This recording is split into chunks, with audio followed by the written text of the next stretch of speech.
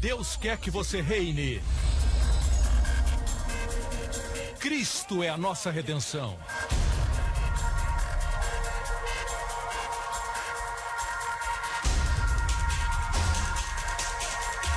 Deus é justo e faz o pecador justo.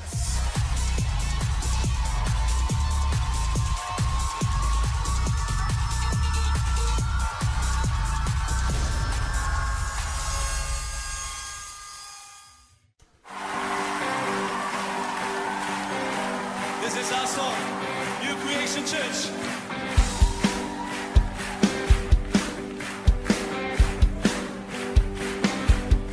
I am standing under an open heaven, drenched by endless showers of rain. I'm surrounded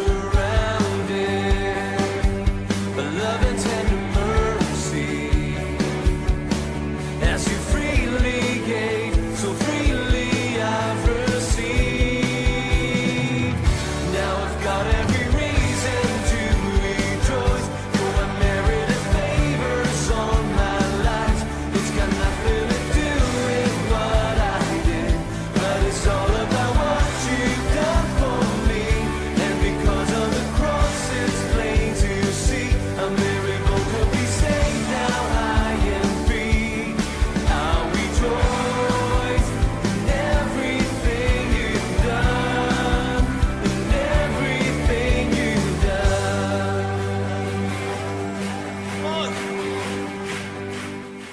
Como estão vocês? Olhe para o seu vizinho e sorria e diga: eu creio que você é muito abençoado. Você nem imagina o quanto você é abençoado. Amém? Diga isso para o seu vizinho. Olhe para uma outra pessoa e diga: coisas melhores estão vindo na sua direção. Melhores coisas estão por vir. Este ano vai ser maravilhoso, vai ser um ano de muitas bênçãos, favor e proteção divina. Amém? Esse mundo aí fora é um mundo louco, esse mundo é louco e as pessoas dizem que se o mundo estivesse sob o controle de Deus, ele não estaria essa bagunça. O mundo não está sob o controle de Deus totalmente. Você quer ver o mundo sob o controle de Deus? Vá para o céu. E você vai andar nas ruas de ouro. Amém? Isso acontece quando Deus está no controle. O que acontece no Salmo diz que a terra foi dada aos filhos dos homens. Deus deu, e Deus não é como alguns de nós. Nós damos, e quando nós não estamos felizes, no mês seguinte, nós queremos de volta. A Bíblia diz que Deus deu essa terra para os filhos dos homens. Em outras palavras, o homem está no controle. E o primeiro homem, Adão, recebeu o poder sobre a terra. Amém? Ele era aquele que Deus colocou como guardião sobre a terra. Eu não quero que você pense que foi um jardim pequeno, com uma pequena horta. Não, a terra inteira estava sobre o seu domínio. E Deus disse: tenha o domínio. Não somente isso, ele era o vice-rei. Ele era um príncipe que Deus disse para ter domínio sobre a terra. E sobre toda criatura que se move sobre a terra. Isso inclui todos os germes. Eu creio que naquela época os germes eram bons, assim como os lactobacilos que você toma hoje. E esses pequenos organismos, eles serviam ao propósito de dar prazer ao homem. Mesmo os mosquitos soavam assim, para fazer Adão e Eva dormirem. E eles não faziam assim. Ele tinha domínio sobre todos os animais. Deus deu a ele autoridade. E quem tinha autoridade? Não era a girafa, era Adão. As coisas eram assim. Deus tinha leis que governavam o universo.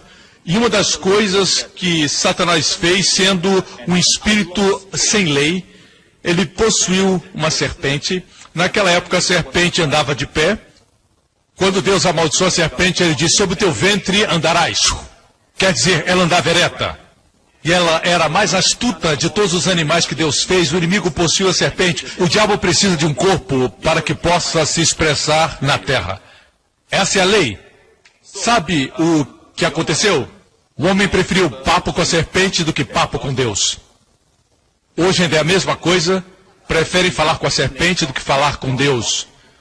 E Adão permitiu que sua esposa falasse com a serpente. Esse é o maior problema. Amém? Mulheres gostam de falar. E se você não falar com elas, elas vão falar com alguém. Ok? Por causa disso, Adão caiu. E o fato é esse: depois que Adão caiu, o que aconteceu? Porque Adão se curvou diante desse espírito sem lei, o diabo tomou a autoridade sobre a terra, que na verdade não pertencia a ele, pertencia a Adão. E ele é aquele que está por trás de toda enfermidade, todo tsunami. Cada vez que você chora, Deus não é o autor, só para o seu controle. Quando Deus fez o homem, Deus não queria que o homem morresse. Na verdade, Deus odeia a morte. Deus odeia o pecado, Deus odeia a enfermidade, Deus odeia a morte. Essas coisas nunca eram para acontecer. Mas quando você dá livre-arbítrio, mesmo agora você tem a escolha de se levantar e sair. Você não é obrigado a escutar a pregação inteira, você sabe disso, você pode se levantar de manhã, escolher para onde você quer ir, ninguém pode forçar você, amém? Você escolhe. Isso é algo precioso que Deus deu ao homem.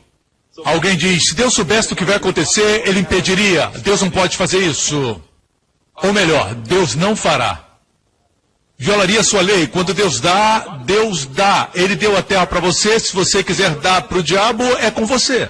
Mas entenda, você tem liberdade de escolha, mas não liberdade de escolher a consequência.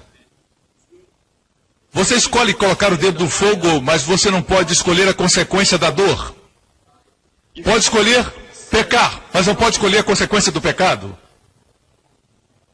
A consequência virá, independente da sua escolha. Assim veio a morte. Deus odeia a morte. É por isso que quando Deus enviou o seu Filho Jesus Cristo, o amado de Deus, ele foi, fez o bem, curou todos os oprimidos pelo diabo, demonstrando a vontade de Deus em ação. Jesus disse, aquele que me vê, vê o Pai. Jesus estava sempre curando, sempre cuidando, sempre levantando as pessoas, sempre levantando os mortos, sempre limpando o leproso. Ele estava sempre abraçando e amando as crianças, multiplicando pães e peixes. Essa é a natureza do nosso Deus. Deus é um bom Deus.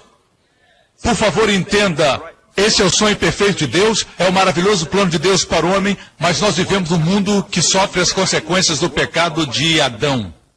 Portanto, pare de culpar a Deus. Culpe o diabo, culpe o homem. Porém, Deus não deixou o homem sozinho. Ele enviou o seu Filho para morrer por nossos pecados. E Jesus na cruz morreu por nossos pecados para que nós não busquemos alcançar a Deus com os nossos esforços, porque nos esforçarmos para alcançar a Deus, na verdade, é negar o fato de sermos totalmente pecadores. Algumas pessoas têm muitas habilidades e podem ser pessoas muito corretas, mas seja como for que nos medimos, nunca alcançaremos o padrão de Deus. Eu não sou tão mal como essa pessoa, eu não sou tão mal como esse bandido. Eles vão afundar rapidamente, você vai afundar 15 horas depois, mas a verdade é essa, você vai afundar. Amém? Nós não precisamos de um nadador profissional para nadar ao nosso lado e nos ensinar a forma melhor de nadar. Não, não precisamos de um instrutor, precisamos de um salvador. Precisamos de alguém que lance a boia, alguém que nos amarre e nos levante como alguém que está num helicóptero, que lance a boia, melhor ainda, um salvador que tenha boia e que venha nos salvar. Você não joga um campeão olímpico ou um manual que ensine a nadar quando alguém tem necessidade e precisa de ajuda. Não é hora para isso. Livros são importantes, mas não podem salvar. Por isso, quando Jesus nasceu, naquela noite, a Bíblia diz que estava tudo muito quieto. Então os anjos encheram os céus. Ninguém viu os anjos, a não ser alguns pastores. E os anjos disseram, glória a Deus nas alturas, paz na terra, boa vontade entre os homens. Porque nesse dia é nascido na cidade de Davi, eu amo isso, o Salvador. Um Salvador. Não um legislador. Ele vai trazer novas leis? Não. Um Salvador. O que o homem precisa é de um Salvador? Veja bem, eu estou dizendo que ele já tinha os 10 mandamentos por cerca de 3.500 anos, desde que Deus deu a lei a Moisés. Veja o mundo hoje. Se existe tanta imoralidade hoje, Obviamente, a lei não é resposta. Amém. Moralidade não pode salvar. Jesus salva. Assim, nós precisamos de mais pregadores, mais pastores, mais líderes, tendo mais confiança, e sua confiança tem que estar no Evangelho restaurado. Romanos 1 diz, eu não me envergonho do Evangelho de Jesus Cristo, porque é o poder de Deus. Artigo definido, para a salvação. Salvação é completa salvação. A palavra salvação aqui também é usada para cura, saúde. A palavra salvação aqui é a palavra usada para paz. Quando você não está deprimido, não está temeroso, não está ansioso. Salvação não é somente para a hora da morte, depois de ir para o céu. Isso é salvação, claro, mas não é completa a salvação. Não é somente para a vida depois da morte, mas durante a sua vida na terra. É uma salvação extraordinária. E este a propósito é o nome de Jesus. Salvação é o seu nome. É nascido hoje na cidade de Davi, o Salvador, Jesus, Yeshua.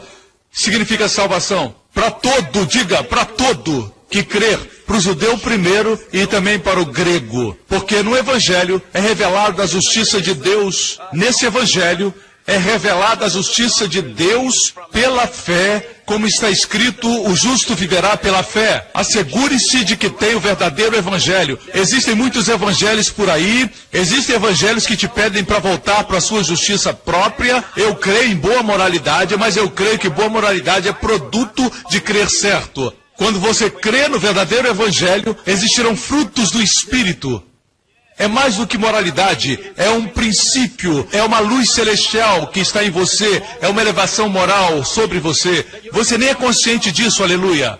Veja como diz na versão O Livro, esse versículo 17. Este evangelho revela-nos que Deus nos faz justos aos seus olhos quando pomos a nossa fé em Cristo. Você não começa na fé e depois volta para as obras.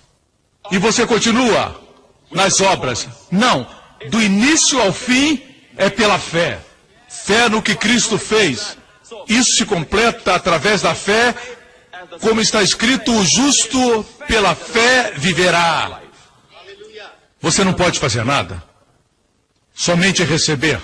Ter fé e receber. Isso é boas novas. Tenha certeza que você crê nesse evangelho. Amém? Muitas vezes nós lemos uma versão só e nos tornamos acostumados. É bom quando lemos outras versões. Por isso eu vou mostrar para você na versão O Livro, Romanos capítulo 4, versículo 13. Essa dádiva da justiça que é pela fé. É claro, portanto, que as promessas de Deus de dar o mundo a Abraão e aos seus descendentes, não esqueça que em Gálatas nós somos chamados descendentes de Abraão. Amém? Ele tinha uma descendência natural e uma descendência espiritual. Amém? É claro, portanto, que a promessa de Deus de dar o mundo a Abraão e aos seus descendentes não foi por Abraão ter guardado a lei, mas porque creu que Deus cumpriria sua promessa. Você vê isso? E ainda assim existem muitas pessoas que falam da obediência à lei de Deus. Eles não entendem que a lei foi dada para mostrar o pecado do homem. A lei é como um espelho. Quando você olha para ele, o reflexo é tão perfeito, é tão exato, essa é a lei. Mostra os seus defeitos. É como uma câmera de alta definição. Depois que surgiu, todos os pregadores dizem assim, me filma de longe, me filma de longe. Amém? Ela não perdoa. Assim se parece feio, não é culpa da lei. O espelho. É porque alguma coisa é feia mesmo.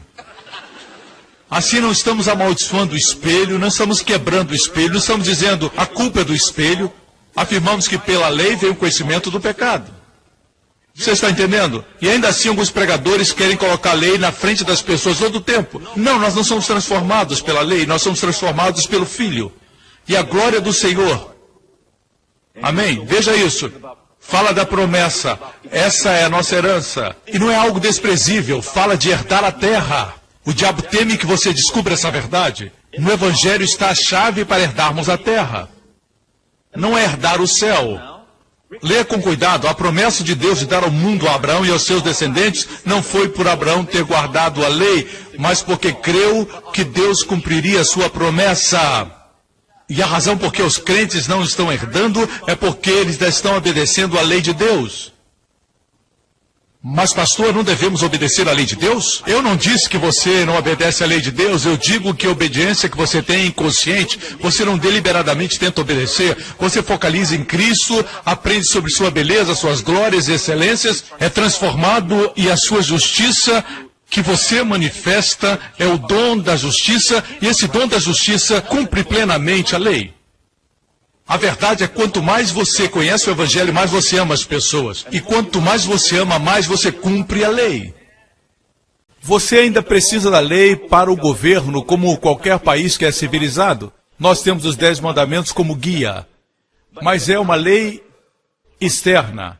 É por isso que quando a anarquia começa a surgir, e acontecem quebra-quebras, e as pessoas estão na rua fazendo confusão, é porque não existe mais lei. O que acontece? As pessoas começam a roubar, começam a cometer crimes.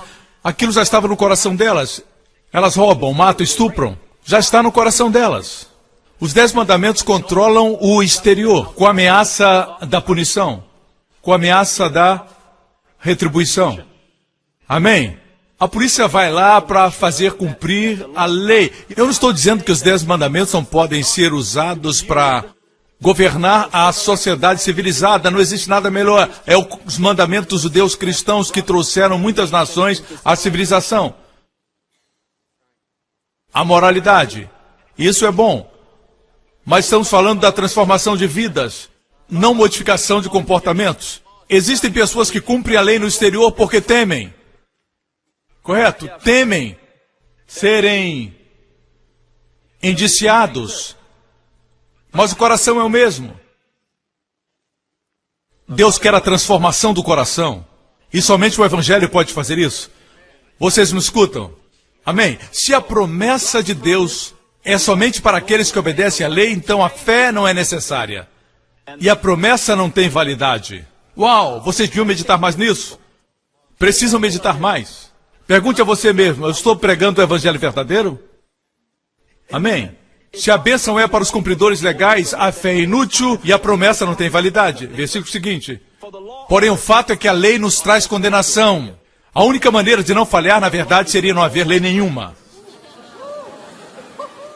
Assim, a promessa de Deus é nos dada pela fé como oferta gratuita. E podemos estar certos de a obter, sejamos ou não seguidores dos costumes judaicos, se tivermos fé semelhante à de Abraão. Porque Abraão é o pai de todos nós.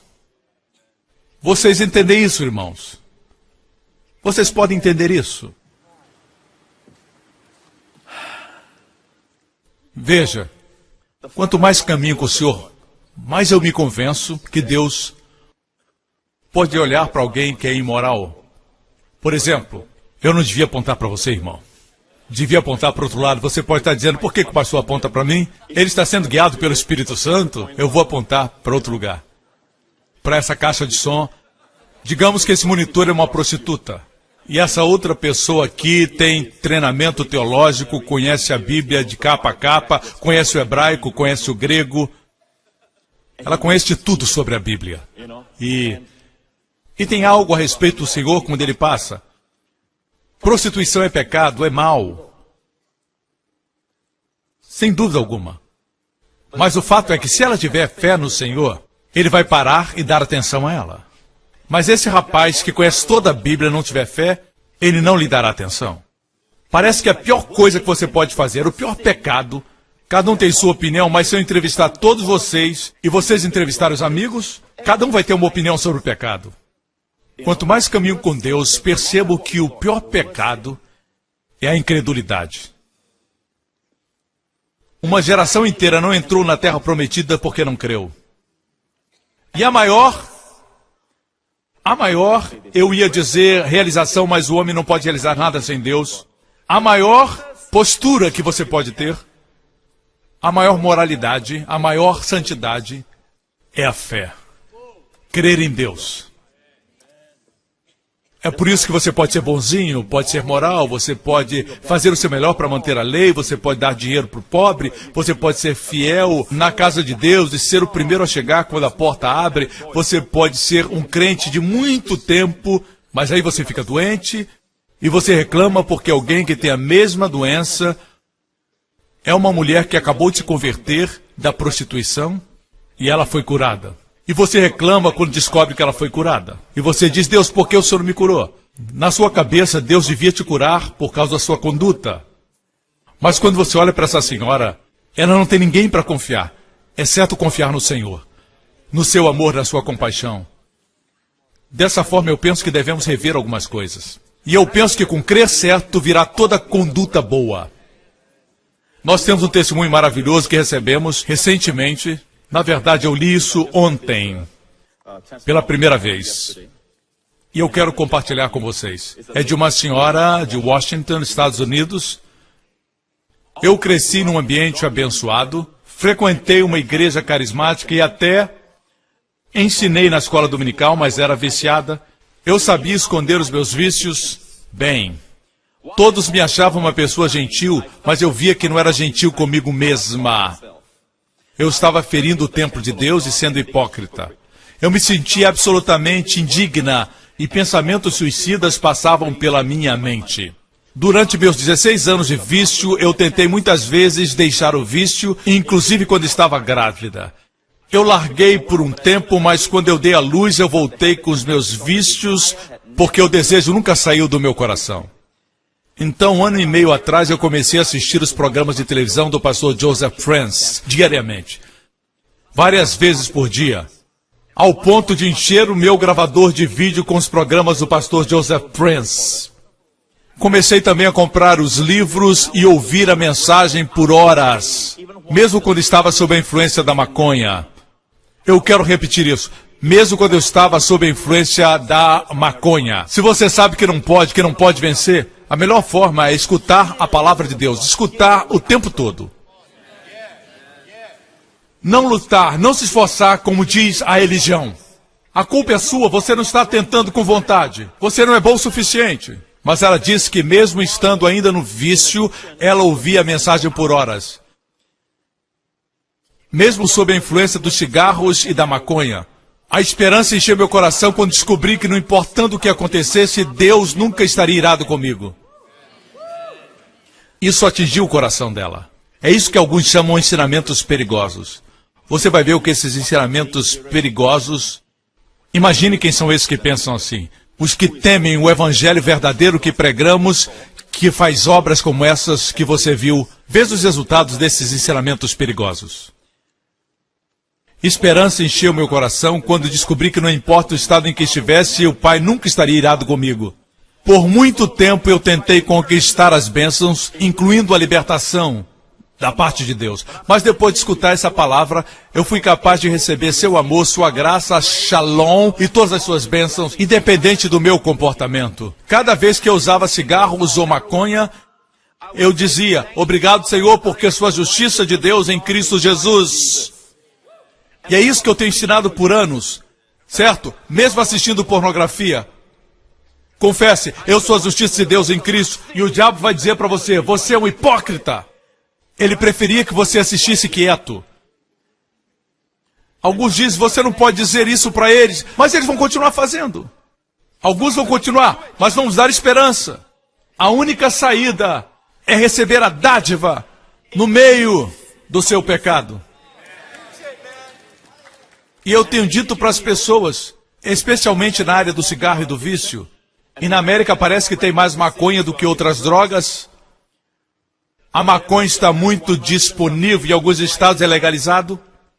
Mas ela sabia que era um vício. E ela disse que enquanto ela fumava, ela confessava, Pai, eu te agradeço porque eu sou a justiça de Deus em Cristo. Ela estava tentando obedecer a lei ou ela estava recebendo pela fé? No Evangelho, a revelação da justiça é como as vestes brancas de Jesus. Eu vesti branco de propósito hoje. É como se houvessem muitos bolsos dentro, um é para cura, outro é para provisão, outro é para proteção. Tudo está nas vestes de Jesus. Quando ele foi crucificado, eles o despiram. No espírito é como se ele tivesse vestido a sua roupa suja, fedorenta do pecado, a sua roupa pecadora sobre ele, e ele deu para você sua roupa limpa. Era dele, não era sua, mas agora é sua.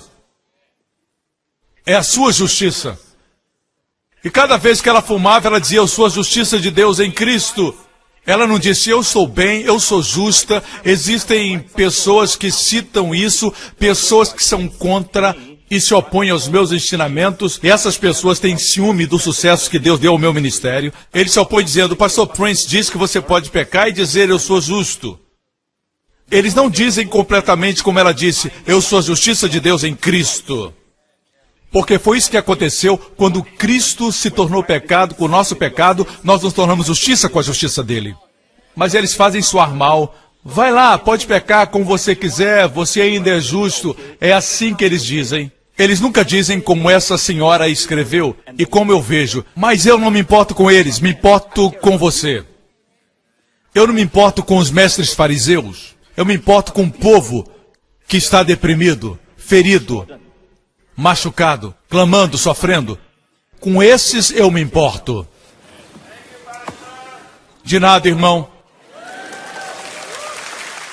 Pelo menos alguém gostou da minha mensagem. Assim vejo o resultado de crer certo. Ela continua, obrigado, Pai, porque eu sou a justiça de Deus em Cristo. Quando você diz isso, o Pai Celestial se agrada. Porque você não está tentando conquistar o que Cristo realizou. Você não está tentando conquistar o que Deus deu gratuitamente. Deus pagou um preço e o custo foi grande. Que custo? E você está tentando pagar o preço. Mas sempre que você diz, eu sou a justiça de Deus em Cristo, Ele olha e diz, valeu a pena. E verá o trabalho da sua alma e ficará satisfeito.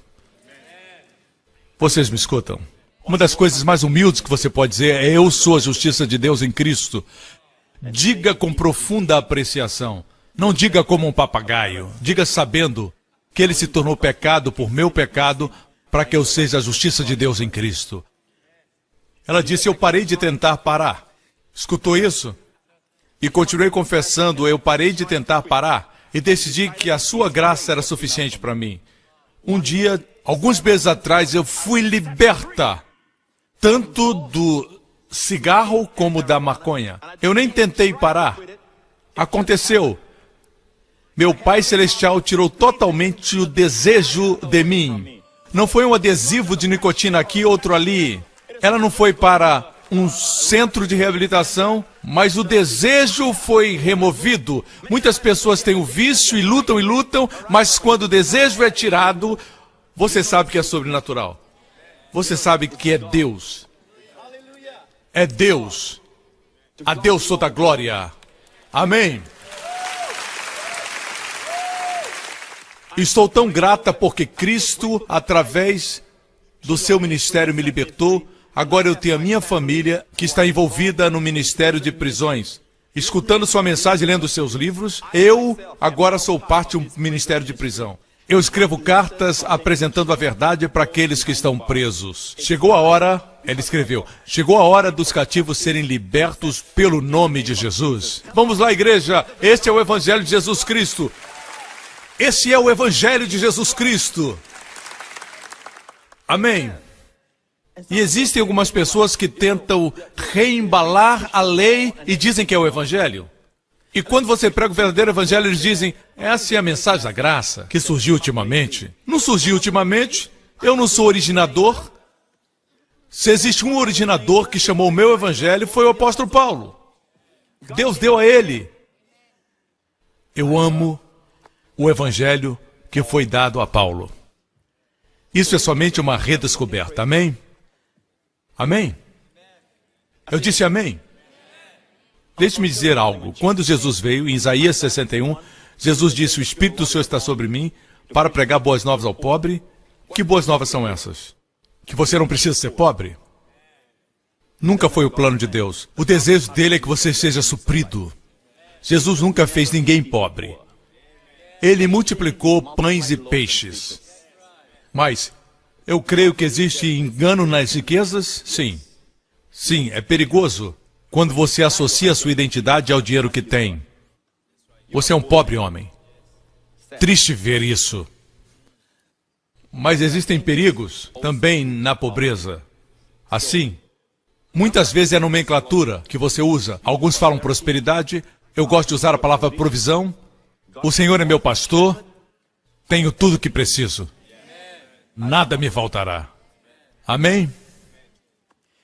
Então, Jesus disse, o Espírito de Deus está sobre mim para pregar boas novas ao pobre, abertura de prisão aos presos e apregoar o ano aceitável do Senhor.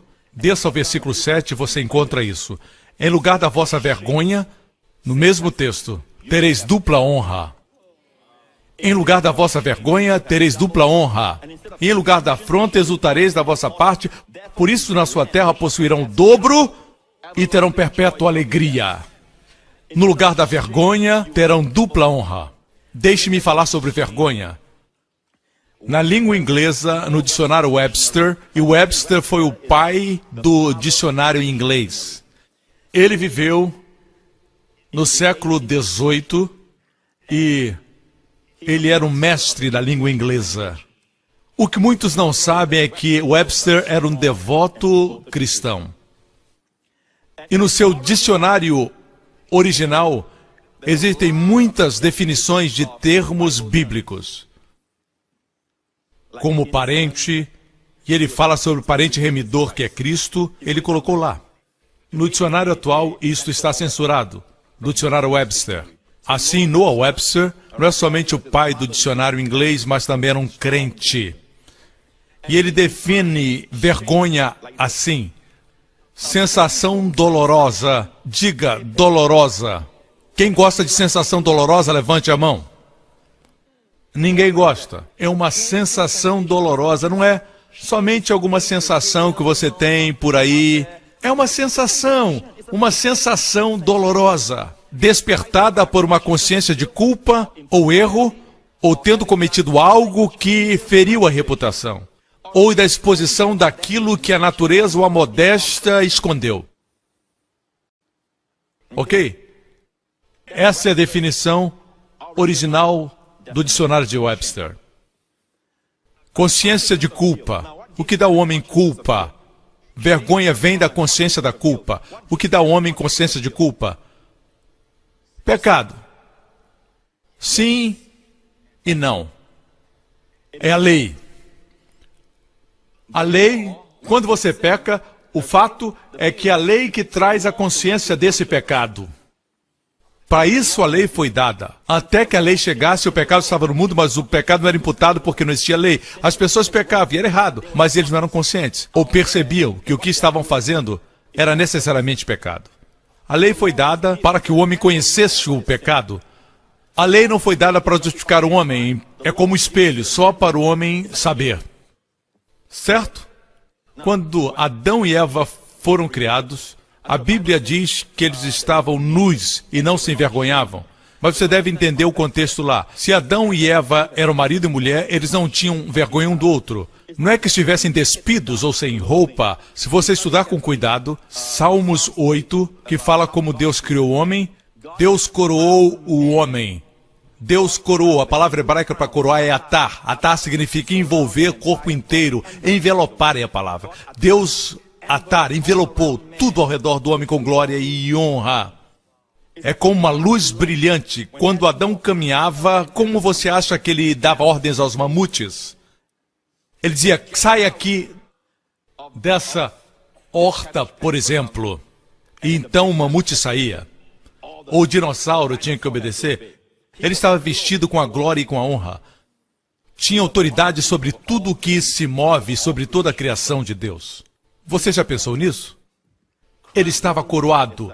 Mas no momento em que ele pecou contra Deus, e é por isso que Romanos diz que todos pecaram e foram destituídos da glória de Deus, a Bíblia de Jerusalém diz que todos pecaram e perderam a glória de Deus. Em outras palavras, no momento em que Adão pecou, a luz brilhante que o envolvia, que dava a ele autoridade, ele entrava num quarto, era como um príncipe, era como um rei que caminhasse. Ele atraía tudo de bom, tudo que era ruim fugia. Assim era Adão na criação, a criatura mais alta da criação, a coroa das realizações, a obra-prima do que Deus fez na criação.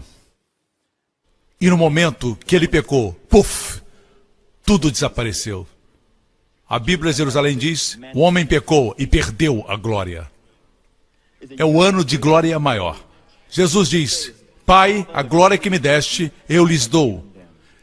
Restauração. Jesus diz, Pai, a glória que me deste, eu lhes dou. Amém. Amém, essa é a glória. Quando Adão pecou, alguma coisa aconteceu, siga-me. E chamou o Senhor Deus Adão e disse-lhe, onde estás? Primeira pergunta no Antigo Testamento é, onde estás? A primeira pergunta do Novo Testamento foi dos reis magos, onde está ele? Porque quando você descobre onde ele está, você descobre onde você está. Ele é agora sua verdadeira identidade. Conheça-te a ti mesmo, disse Sócrates. Acima de tudo, conheça-te a ti mesmo. Homens, a mão de vocês é muito curta. A mente de vocês é muito pequena para conhecer a você mesmo. Deus diz, conheça-me, encontre o meu filho e você vai se encontrar. Disse Deus, onde estás? E ele disse, ouvi a tua voz soar no jardim e temi porque estava nu e escondi-me. Existia um pastor que foi visitar os seus membros e um dia ele foi para uma casa em particular. Ele bateu na porta algumas vezes e ninguém abriu a porta. E ele escreveu uma nota na porta, escrita Apocalipse 3:20. Você sabe o que está escrito lá? Eis que estou à porta e bato. Se alguém ouvir a minha voz e abrir a porta, entrarei. E assim, nada aconteceu.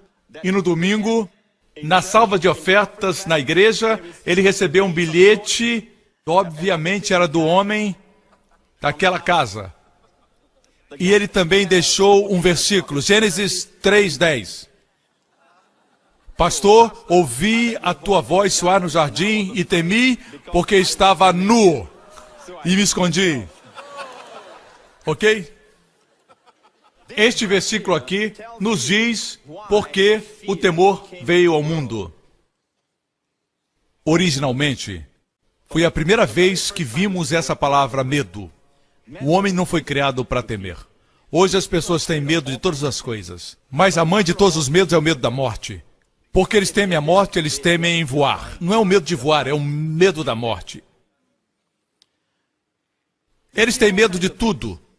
Eles temem quando não há nada a temer. Como o grande presidente disse, a única coisa que devemos temer é o próprio medo. Roosevelt disse isso. Ele está certo, medo é algo que Deus odeia. Os primeiros lançados no Lago de Fogo no livro do Apocalipse serão os medrosos. Os segundos serão os incrédulos. Os que se prostituem, os idólatras e todos os outros serão lançados depois. Começa com os medrosos e incrédulos. Deus não quer que você viva no medo. Medo dos germes, medo do futuro, medo de não ter o suficiente, medo da velhice, medo de perder alguém. Onde começou o medo? Esse outro sermão. Mas começa aqui. Tive medo. Pastor, é porque ele ouviu a voz de Deus. É isso que sempre pensamos. Leia com cuidado. Não é porque ele ouviu a voz de Deus. Ele tinha comunhão com Deus antes. Ele teve medo porque, note aqui, a posição, eu estava nu. Consciência da vergonha. A consciência do pecado faz o homem ter medo. Antes disso não existia enfermidade. Antes disso não existia depressão. Não existia vício. Podemos dizer então que tudo começou com a consciência da culpa. Pais, me escutem.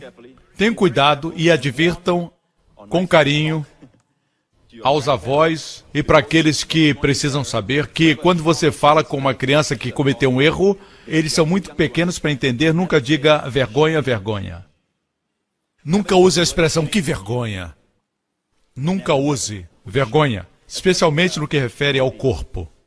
Nunca diga para eles que seu corpo é vergonhoso. Diga que eles são maravilhosos, criados por Deus. Sim, nós podemos ensiná-los sem colocar vergonha neles. Podemos treiná-los sem que eles se sintam envergonhados. Mesmo quando fracassam, não fale de vergonha. De alguma forma, na nossa sociedade se usa essa expressão vergonha. É uma sensação dolorosa, a vergonha. Causa temor. Deus disse, quem te mostrou que estavas nu? Então Deus disse, foi o diabo. Interessante, Deus não disse isso. Deus disse, comeste tu da árvore. Que árvore era essa? A árvore do conhecimento do bem e do mal. Amigos, não é chamada árvore do pecado. Não é chamada árvore do mal, mas árvore do conhecimento do bem e do mal. O que é isso? A internet? Não, eu só estava brincando com vocês. Amém? Na internet você pode encontrar o bem e o mal, mas não foi isso que eu falei. É uma figura da lei. Pela lei veio o conhecimento do bem e do mal. No momento em que você come dela, você morrerá. Ou no hebraico, morrendo, morrerás. Você me escuta? Deus sabia. Se tem consciência da vergonha, culpa e pecado, é porque você comeu da árvore. Para aqueles que não conhecem bem as Escrituras, eu quero que vocês saibam que Deus fez todo tipo de comidas, árvores frutíferas para comer da terra. E Adão e Eva eram os únicos lá. Mas Deus diz, honra-me, respeite-me.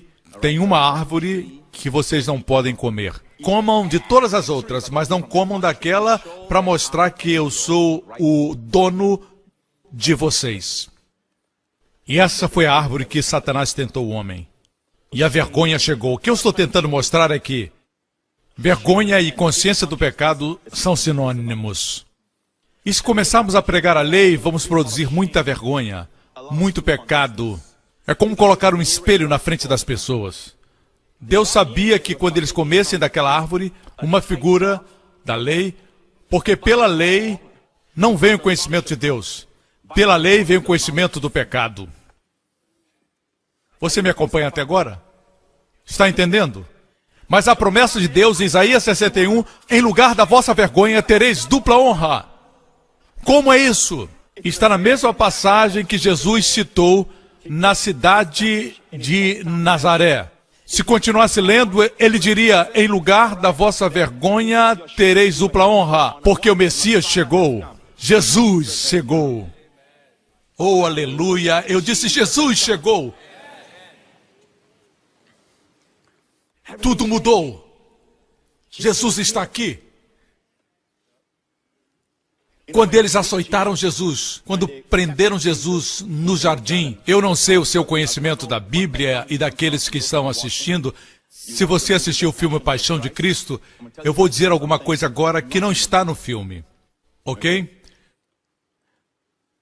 Quando eles prenderam Jesus no jardim, eu quero que você saiba que Jesus disse, nenhum homem tira minha vida.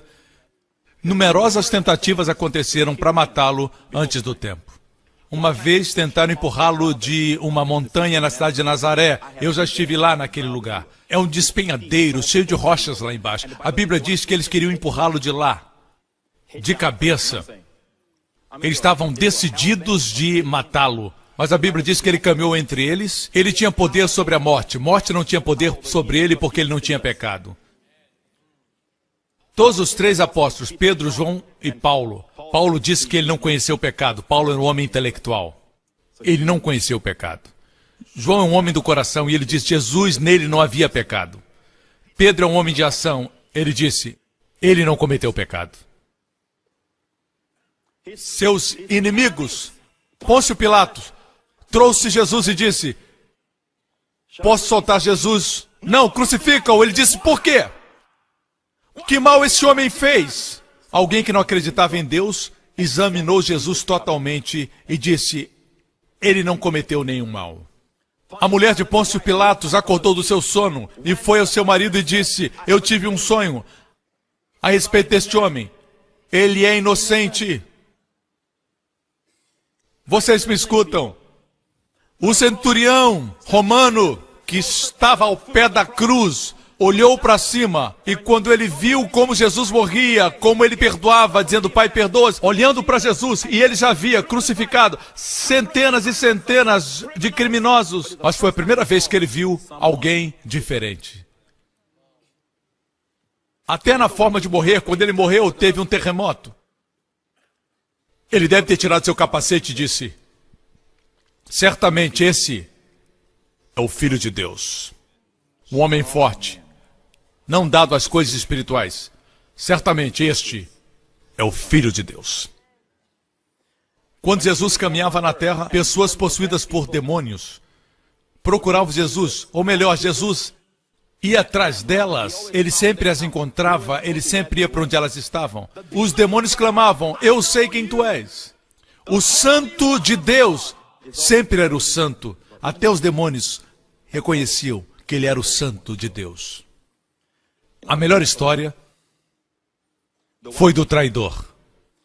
Judas caminhou com Jesus por 3 anos e meio. Ele via Jesus todos os dias. Ele viu Jesus em todas as situações, em todos os ambientes, em todos os tipos de problemas. Ele viu Jesus. Você sabe o que Judas disse? Ele jogou o dinheiro que havia recebido para entregar Jesus. Ele se arrependeu e, cheio de vergonha e remorso, ele jogou as moedas. Isso está registrado na Bíblia para nós. Ele disse: eu traí sangue inocente dos lábios de um homem que o via todos os dias. Por isso Jesus disse: ninguém tira a minha vida. Amém? Nós falamos que Jesus foi assassinado, mas ninguém tirou a vida dele. Tiveram muitas oportunidades, ele caminhava entre eles, nem puderam apedrejá-lo. Isso é poder. Mas o tempo chegou para ele entregar a sua vida como substituto pelo nosso pecado. Quando os soldados vieram prendê-lo, tirando suas espadas, Jesus perguntou: quem vocês procuram? Procuramos Jesus. Ele disse: sou eu. E eles caíram. Todos caíram. Soldados fortes caíram diante dele. E ele esperou para que ele se levantasse para o prender. Creio que ele fez assim: vocês me encontraram, deixe os meus discípulos irem. Lindo. Um homem de verdade.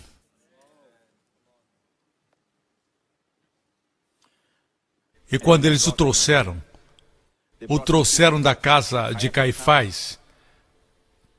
Caifás, o sumo sacerdote. Joséfo nos diz que existiram numerosos sumos sacerdotes. De Arão, o primeiro, até Caifás. E nenhum sumo sacerdote rasgou as suas vestes, porque era proibido pela lei, rasgar as vestes sacerdotais. Está no livro de Êxodo. Eu ensino isso quando falo das vestes do sacerdote. Ele acusava Jesus, mas Jesus estava quieto. Jesus estava quieto, não falou uma palavra. Até a parte em que ele foi ordenado no nome de Deus. Conjuro-te pelo Deus vivo. Mexeu no nome do Pai. Nos diga: és tu o Cristo, Filho de Deus? Ele olhou e disse: tu disseste. Em outro evangelho diz: tu dizes que eu sou. É uma declaração enfática e forte. Tu dizes que eu sou. E o sumo sacerdote fez isso. Rasgou o seu vestido. Isso estava no filme. Mel Gibson deixou lá. E ele fez algo que era proibido. Você sabe por quê? Porque a lei levítica do sacerdócio havia terminado. Diante do sacerdócio de Melquisedeque. O sacerdócio da graça. A lei que dizia: faça o bem, seja abençoado, faça o mal e seja amaldiçoado, perdeu o valor diante do sacerdócio de Melquisedeque. Quando Melquisedeque encontrou Abraão, ele falou: bendito seja Abraão, bendito seja Deus. Esse é o sacerdócio de Melquisedeque. Ele rasgou as suas vestes. Eu gosto dessa parte. Uma lágrima caiu do rosto de Jesus e eles começaram a bater e cuspir no seu rosto. Isso foi profetizado por Isaías. Em Isaías 50, versículo 6, diz assim: as minhas costas ofereciam os que me feriram e a minha face aos que me arrancavam os cabelos. Eles arrancaram pelos da barba de Jesus. Muitos pelos eles arrancaram. Não escondi minha face dos que me afrontavam e me cuspiam. Não somente um, mas muitos cuspiram nele. Uma das piores coisas que pode acontecer é alguém cuspir em você. Até cuspir na sua direção já é ruim. Nas suas pernas, muito ruim. No seu corpo, é a Terceira Guerra Mundial. Imagine cuspir na sua face. Não somente um. Todos eles. O Filho de Deus é maior do que os anjos, maior do que Moisés. A face de Deus sendo cuspida. O mesmo rosto angelical que Maria muitas vezes acariciava quando segurava o bebê. So close your eyes and sleep for a while. Morning will come, so sleep. E a Virgem cantava para o bebê. Essa face agora estava sendo cuspida. Vergonha! Você sabe por que Deus permitiu que seu filho fosse cuspido e envergonhado? Para que você tivesse dupla honra. A vergonha não era dele, eu já disse isso. Nele não existia pecado, ele não cometeu pecado, ele não conheceu o pecado. Essa vergonha era de quem? Nossa vergonha. Era nossa vergonha. Ele pagou pela nossa vergonha. E a Bíblia nos diz em Mateus 27 que, então, soltou-lhes Barrabás e, tendo mandado açoitar a Jesus, me dá vontade de pregar sobre os açoites. Foi terrível. Quanto mais para o passado você vai, como escreveu São Bernardo e Isaac Ambrósio, o que eles escreveram sobre os açoites, no início dos açoites, parecia ser ainda pior. Porque eles se revezavam, eram 6 homens jovens, fortes, com diferentes tipos de chicotes. O primeiro com espinhos, até o último que eram correntes com pregos. E quando os primeiros soldados se cansavam, vinham 2 outros para a próxima fase do açoite. Pelas suas pisaduras, fomos curados. Por suas pisaduras, fomos curados. A Bíblia diz que Pilatos o entregou para ser crucificado. Já seria horrível ser crucificado, mas veja isso. Depois de entregá-lo, Pilatos saiu. Logo, os soldados do presidente, os soldados romanos, levaram Jesus à audiência. Era o pretório. Eles escavaram essa área em Jerusalém. Você ainda pode ver as pedras lá. E os jogos romanos, onde eles jogavam por sua roupa, por exemplo. Assim, o pretório é um lugar grande, que pode sentar cerca de 1000 pessoas ou mais. É a sala da audiência. Eles trouxeram Jesus para lá. O que eles fizeram lá? Marcos não disse isso, mas veja o que Mateus disse, que aconteceu. E isso não está no filme A Paixão de Cristo. Mas vou dizer o que aconteceu. O seu corpo está sangrando. E quando se fala dos açoites, dizem que era tão horrível, alguns morriam, os olhos saíam da órbita. A Bíblia também diz nos salmos proféticos que os seus ossos apareciam. Era tão forte que até os seus ossos ficaram expostos. E depois disso o arrastaram, sangue por todos os lados. E a Bíblia diz que eles haviam colocado uma roupa sobre ele depois dos açoites e reuniram junto dele toda a corte. Reuniram toda a corte. Não foi somente alguns soldados. Reuniram toda a corte. A corte pode compor 500 homens, 600 homens, 1000 homens. Diz que foi toda a corte.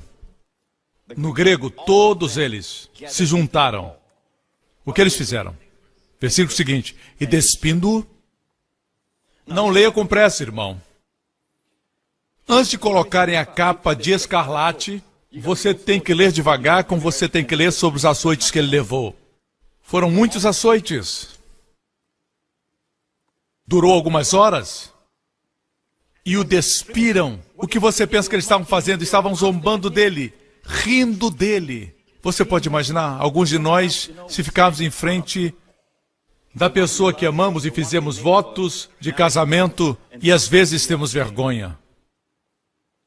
Ninguém disse amém? Alguém que você ama.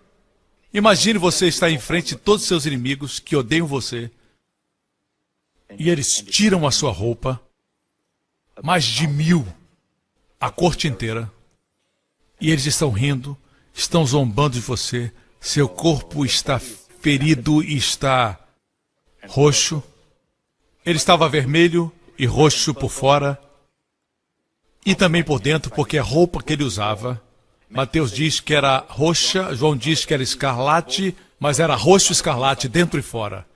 É uma figura do seu corpo, roxo e escarlate. Dentro e fora era roxo e escarlate. E você diz, esse povo é desumano. Ele fez isso por nós. O preço da nossa vergonha. Vocês me escutam? E o cobriram com uma capa escarlate. Colocaram a capa e, tecendo uma coroa de espinhos, puseram-lhe na cabeça. Vocês já viram os espinhos em Israel? Aqueles que foram a Israel sabem que eles mostram os espinhos. Você viu os espinhos? Sem brincadeira, espinhos de 4 a 6 polegadas. Teceram uma coroa e disseram, você é rei, você precisa de uma coroa. Eles colocaram a coroa na cabeça dele. E o sangue verteu. Isso foi por nós que estamos deprimidos, que temos pensamentos ruins, imaginações impuras e pensamentos de medo, ansiedades. Tudo foi pago. Ele pagou para termos paz na nossa mente. Espinhos representam a maldição. Quando Deus fez o mundo antes de Adão, não existiam espinhos. Eles surgiram depois do pecado de Adão. Deus disse, a terra produzirá espinhos. E essa foi a sua coroa. Maldita seja a terra, produzirá espinhos. É um símbolo da maldição. Ele levou a nossa maldição. Você acha que é o suficiente, completamente nu? Então, jogar uma capa por cima dele, para assim zombarem dele, gritando, você, rei dos judeus. Colocaram a coroa de espinhos e ele sangrava, e como se não fosse suficiente, pegaram uma vara e colocaram na sua mão direita. Você sabe o que é uma vara? É uma forte cana. Sabe as flautas que as pessoas tocam? Elas são feitas quase sempre de canas. Você sabia que podem ser uma arma? Na mão de alguém pode se tornar uma arma. Na versão amplificada diz que é como um bambu. Eles colocam entre aspas, como um bambu. E eles pegaram esta cana, e a Bíblia diz que em sua mão direita colocaram uma cana e ajoelhando-se diante dele escarneciam, dizendo, salve o rei dos judeus, e cuspindo nele de novo. E eu creio que dessa vez eles fizeram uma fila para cuspir nele, um após o outro. E tiraram-lhe a cana e batiam na sua cabeça. É isso que eu descobri. Eu fui levado a estudar a palavra batiam-lhe. Eu nunca havia visto, até esse dia, que batiam-lhe em grego está no tempo imperfeito. Você sabe o que é tempo imperfeito? Não foi só uma vez. Batiam-lhe repetidas vezes, aprofundando ainda mais a coroa de espinhos e batendo na sua cabeça. Vamos ver o texto em Marcos, capítulo 15, diz, batiam-lhe na cabeça e cuspiam nele. Outra versão diz que eles continuavam batendo nele. Com aquele bambu, com aquela cana, batiam na sua cabeça. E eles zombavam e riam. Amigos, a cuspida, a vergonha, a nudez. Não olhe para isso e diga, mas ele merecia tudo isso? Não, diga assim, eu merecia tudo isso. Mas ele sofreu por nós, para que nossa vergonha se torne dupla honra. Amém? Por vossa vergonha tereis dupla honra.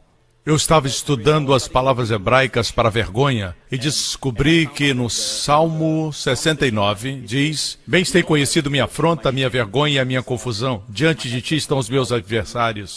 Todas essas três palavras, vergonha, afronta e confusão, são na verdade três palavras que são usadas para vergonha, afronta, insultos. E você encontra essas três palavras aqui.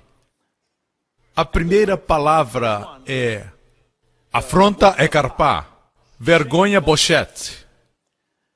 Quando eu li bochete, que é uma das palavras mais comumente usadas para vergonha, é bochete, eu me lembrei que Davi tinha um amigo, Davi tinha um melhor amigo chamado Jonatas, e Jonatas tinha um filho chamado Mefibosete. No hebraico, o nome Mefiboshete significa que da sua boca sai vergonha. O que aconteceu com Mefibosete foi isso. Quando Mefibosete escutou que Davi estava vindo para a casa de Saul, e Saul era o rei da época quando Davi venceu o gigante Golias. E mais tarde ele teve ciúme do menino que tinha 15 anos, ele teve ciúme dele e tentou matar o jovem Davi, e a Bíblia diz que 15 anos depois Davi ascendeu ao trono quando tinha 30, e durante esse tempo, na casa de Saul, eles falavam mal a respeito de Davi, e finalmente Saul morreu no Monte Gilboa. E Jonatas, deixe-me falar de Jonatas. Quando Davi matou Golias, Saul tinha um filho. Seu nome era Jonatas, Jonatan em hebraico. E Jonatas amou Davi. E a Bíblia diz que Jonatas honrava e respeitava Davi. Ele tinha vergonha do que seu pai fazia com Davi, apesar de tudo que fez. E Jonatas e Davi fizeram uma aliança que eles sempre cuidariam um do outro. E suas famílias também seriam cuidadas. Muitas vezes, Jonatas, arriscando sua própria vida, dava informações a Davi para que ele não fosse morto por seu pai Saul. Até o próprio Saul queria matar Jonatas, para que você veja como ele era mau. Finalmente, Saul e seu filho Jonatas, o melhor amigo de Davi, morreram no Monte Gilboa. Quando você vai para Israel, eles sempre mostram o Monte Gilboa. Mas foi somente no ano passado que eu pude ir até o pico do Monte Gilboa. E eu pensei na história de Saul e o melhor amigo de Davi, Jonatas, morrendo lá. Davi chorou e amaldiçoou o Monte Gilboa. Você sabe que existe um lugar no Monte Gilboa que até hoje as árvores não crescem. Nós passamos por lá e tiramos retratos. Existe uma maldição que Davi colocou no Monte Gilboa até o dia de hoje, e por isso lá em cima as árvores não crescem, e a área do Monte Gilboa é a área mais quente do país de Israel. Porque Davi disse na sua maldição que não caia orvalho nem chuva sobre o Monte Gilboa, porque sobre ti os valentes foram mortos. Assim, quando Saul morreu, naturalmente Davi tomou o reinado, mas o coração de Davi estava comprometido com a casa de Saul, ele não tinha intenção, ele só queria abençoá-los, mas quando souberam que ele estava vindo, existia um menininho que estava sob a custódia da sua serva, era a babá, e ela ouviu que Davi estava vindo, e baseado em todos os rumores que ela escutava, ela pensou, quando encontrar esse menino ele vai matá-lo, porque ele era o herdeiro, mas não era verdade. Davi e Jonatas tinham uma aliança. Amém? Assim, a ama saiu correndo com o menino, e a Bíblia diz que o menininho caiu da sua mão. E daquele momento em diante, ele ficou coxo dos pés. Seu nome era Mefibosete, filho de Jonatas, Mefibosete, o neto do rei Saul. Mefi, da boca, sai. Bosete, vergonha. E ele morava em um lugar chamado Lodebar. Lodebar significa não debar. Debar é a palavra para pasto. Não havia pasto. Essa é a vida de muitas pessoas. Vivem uma vida onde respiram vergonha, falam vergonha e vivem em um lugar onde não existe palavra. Vocês são abençoados porque vocês têm a palavra de Deus. Amém? E a Bíblia nos diz que um dia Davi disse isso, eles eram o rei. E Davi disse, ainda existe alguém da família de Saul para que eu possa usar de misericórdia por amor de Jonatas. Um dia Davi está no seu trono, ele olha para o seu pulso e vê a cicatriz do corte da aliança que fez com Jonatas.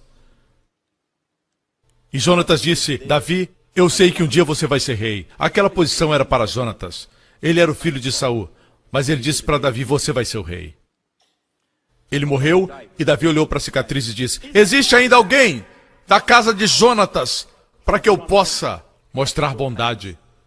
E bondade aqui é Hesed, ou graça de Deus. E havia um servo na casa de Saul, cujo nome era Ziba, e o chamaram à presença de Davi. O rei disse: És tu, Ziba? E ele disse: servo teu. E disse: não há ainda alguém na casa de Saul para que eu use com ele de benevolência de Deus? Então Ziba, o rei, disse: há um filho de Jonatas aleijado de ambos os pés. E disse-lhe o rei: onde está? E disse Ziba ao rei: eis que está em casa de Maqui, filho de Amiel, em Lo-debar. Nenhuma palavra, nenhum pasto.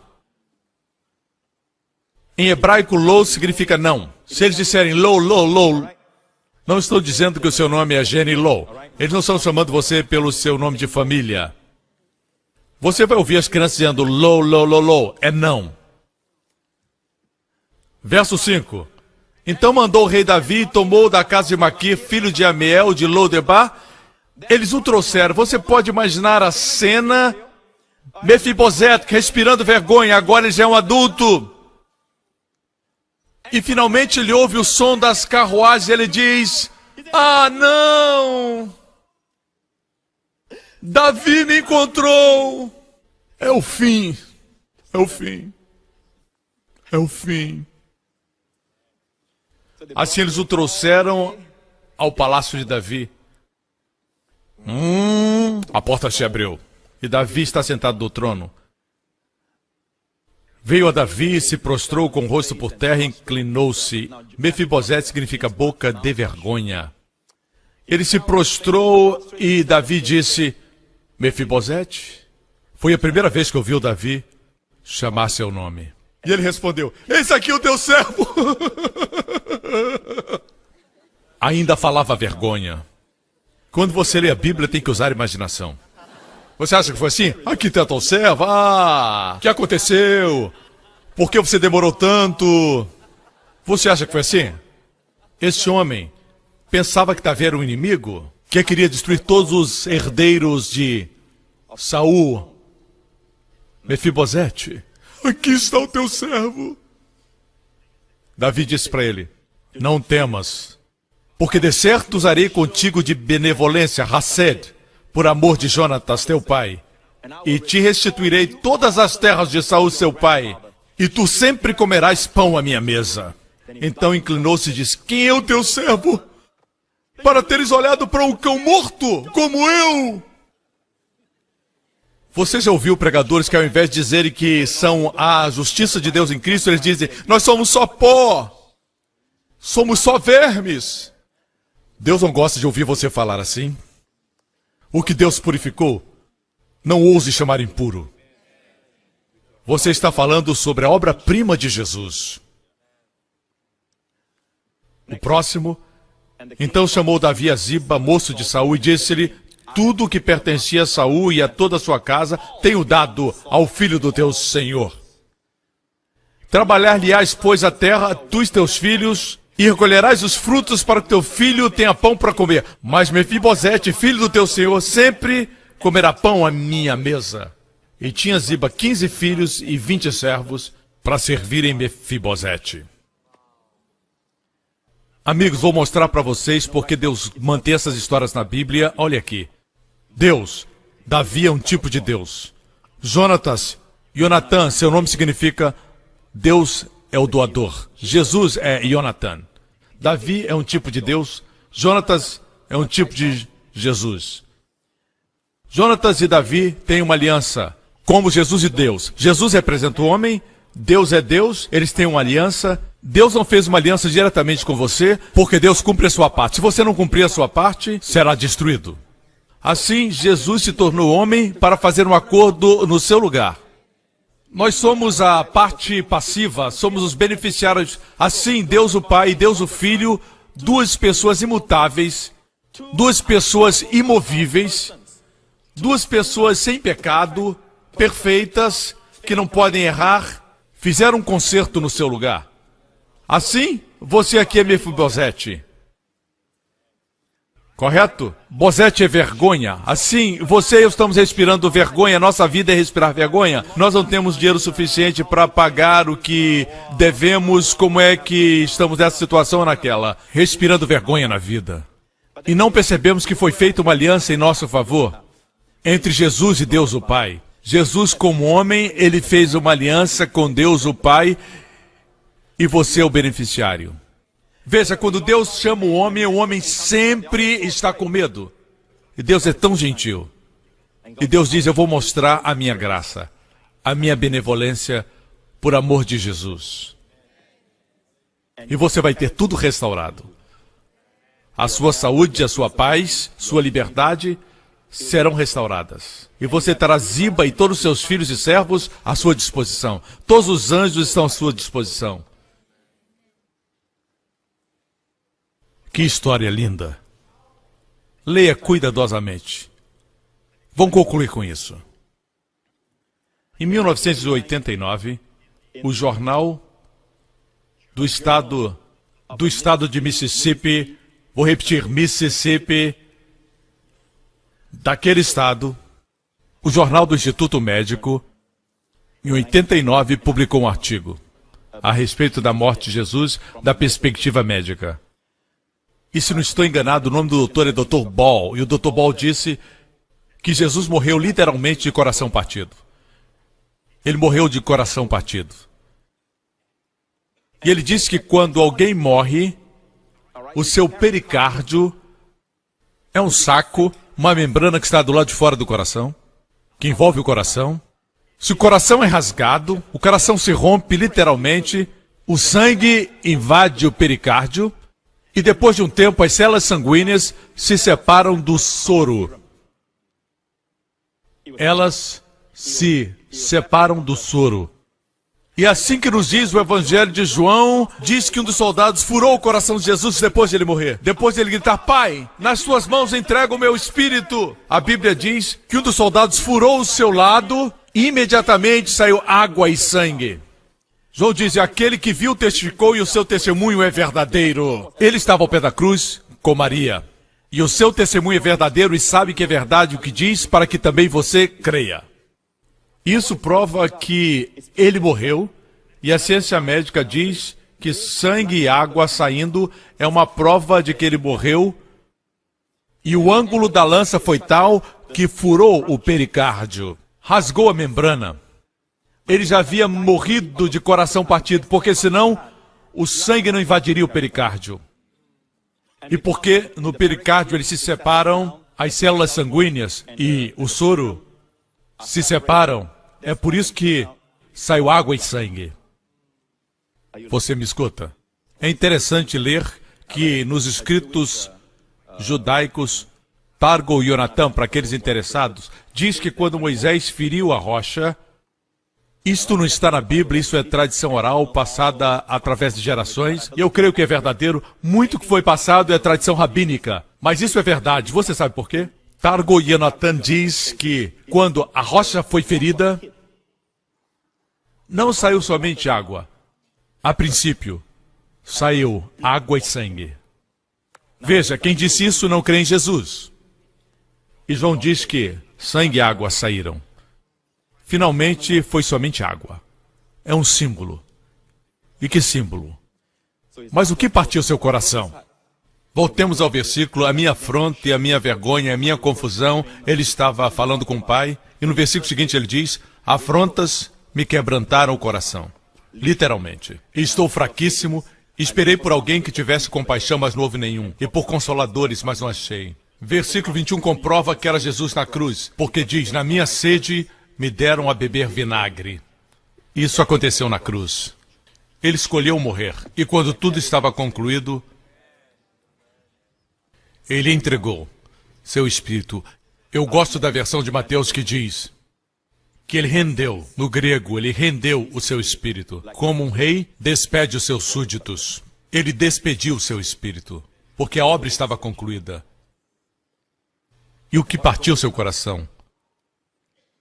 Afronta, vergonha. Nossa vergonha, nossa afronta, quebrantou seu coração. Como você ousa baixar sua cabeça quando o Filho de Deus levou nossa vergonha? Eu perguntei ao Senhor Jesus, eu vou concluir agora.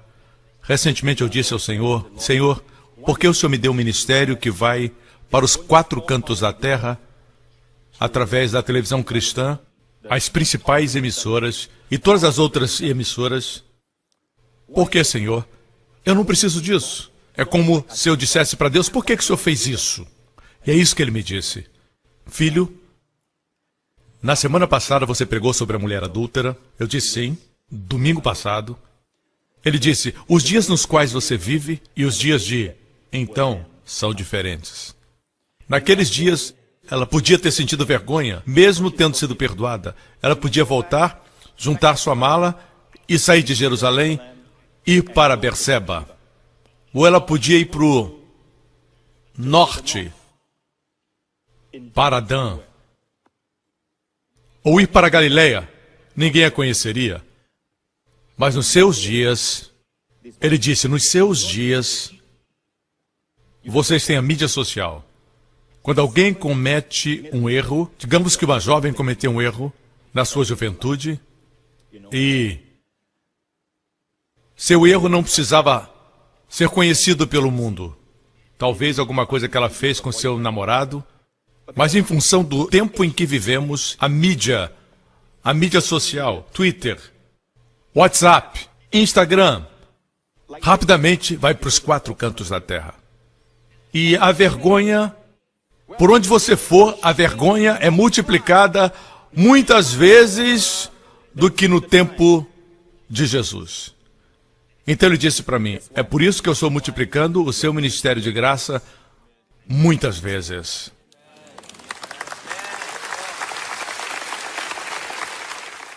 Eu quero dizer a todos que se sentem envergonhados do seu passado e de alguma coisa que o mundo está tentando falar. Eu quero declarar para você que porque você foi envergonhado, Isaías 61, no finalzinho, diz assim, no lugar da vossa vergonha, tereis dupla honra. Você não foi envergonhado? Você tem honra. Para aqueles que foram envergonhados, pelo que Cristo Jesus fez muito mais por você então, por isso você recebe porção dobrada, dupla honra. Escute, Davi teve 18 filhos e 7 esposas, muitos filhos, uma filha. 18 filhos, uma filha, 7 esposas, de todos os filhos e todas as esposas. Quem Deus escolheu? Aquela, o povo sussurrava, aquela com quem ele cometeu adultério, Betseba. Foi aquela que estava com as suas garras prontas para pegar Davi. Por que se banhasse em público? Não foi culpa dela, a casa de Davi estava muito alta. Mas imagine o que ela passou. Aquela mulher, comparada com as outras esposas de Davi, ela teve dupla honra, porque dos 18 filhos, o filho que ela concebeu, Deus escolheu. Salomão. Pela vossa vergonha tereis dupla honra. Os que não são envergonhados têm honra normal. Você vai ter dupla honra. E a dupla honra é tanta... Deixe-me dizer algo para vocês, irmãos. Algumas vezes eu olho para pessoas que eu conheço o passado delas, mas eu não consigo me lembrar mais, sei que fizeram alguma coisa. Mas a glória que Deus colocou neles, o favor que Deus deu a eles, é tão grande que anula tudo aquilo que aconteceu no passado. Meu tempo terminou. Dê a Jesus o louvor, meus amigos. Aleluia! Aleluia! Que Salvador! Que Deus! Não esqueça que Ele pagou tudo. Here is love, vast as the ocean, loving kindness as the flood.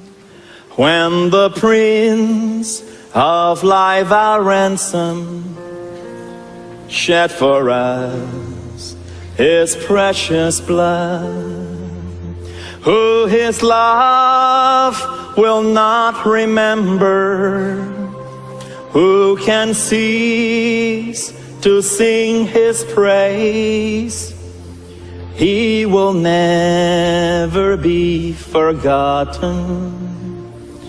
Throughout heaven's eternal days, grace and love like mighty rivers poured incessant from above.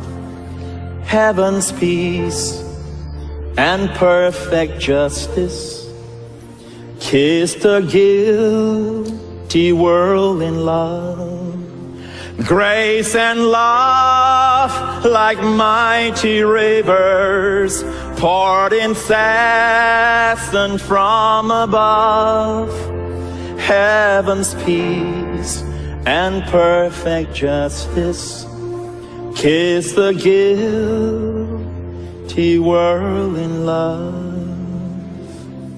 Se você está hoje aqui, meu amigo, e nunca colocou sua confiança em Cristo, eu quero lhe dar essa maravilhosa oportunidade de receber e colocar sua confiança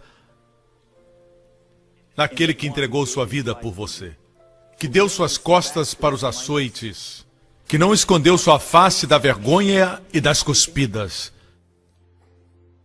Eles o crucificaram na presciência de Deus, o Cordeiro que foi morto antes da fundação do mundo. E naquela cruz, ele levou os nossos pecados e a nossa vergonha. E Deus colocou em Jesus. Jesus pagou por todos os pecados que você comete.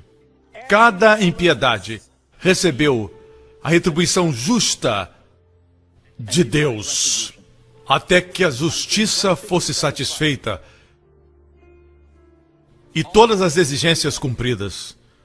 O acusador silencia e Jesus clama: está consumado. Tudo que você precisa fazer é colocar sua confiança nessa pessoa maravilhosa que salvou você. Se esse é você, onde você estiver agora, meu amigo, onde você está assistindo, faça essa oração comigo.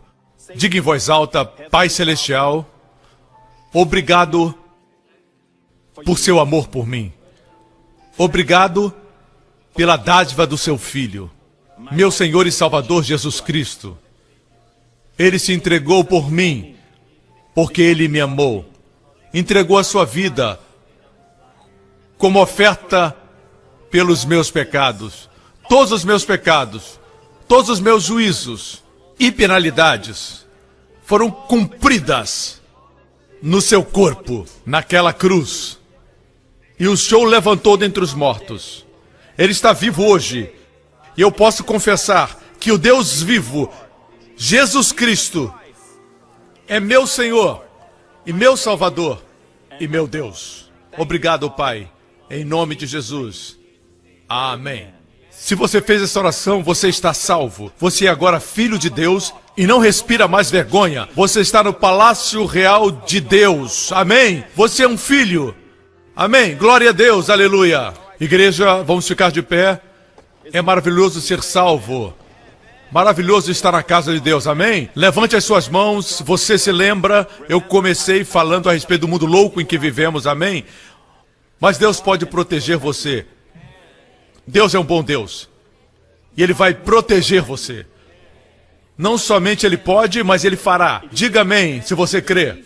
De acordo com a sua fé, seja feito a você. Que o Senhor te abençoe nessa próxima semana com as bênçãos de Abraão e as bênçãos de Deuteronômio 28. O Senhor faça a sua face brilhar sobre você e seja gracioso com você. O Senhor levante a sua face sobre você e os seus amados e conceda a você e aos seus sua maravilhosa shalom. E se você viajar, onde quer que você vá, que o Senhor coloque você no lugar certo, na hora certa, que o Senhor proteja você de todo tipo de infecção, de toda enfermidade, todos os perigos, terror, problemas, adversidade. Que o Senhor dê a você, nessa próxima semana, muitos bons dias. E no nome de Jesus Cristo, e todo o povo diga amém. Deus abençoe a igreja. Até a próxima. Amém. Obrigado por sintonizar no programa de hoje com o pastor Joseph Prince, da igreja New Creation. Estamos certos que você foi abençoado. Para mais informações sobre a igreja New Creation, acesse o nosso website newcreation.org.sg. Lá você poderá se inscrever no nosso devocional diário do pastor Joseph Prince. Seja incentivado e fortalecido todos os dias e saiba o quanto Deus lhe ama através destes devocionais. Acreditamos que o seu dízimo pertence à igreja a qual você frequenta. E oramos para que você seja grandemente abençoado, altamente favorecido e profundamente amado.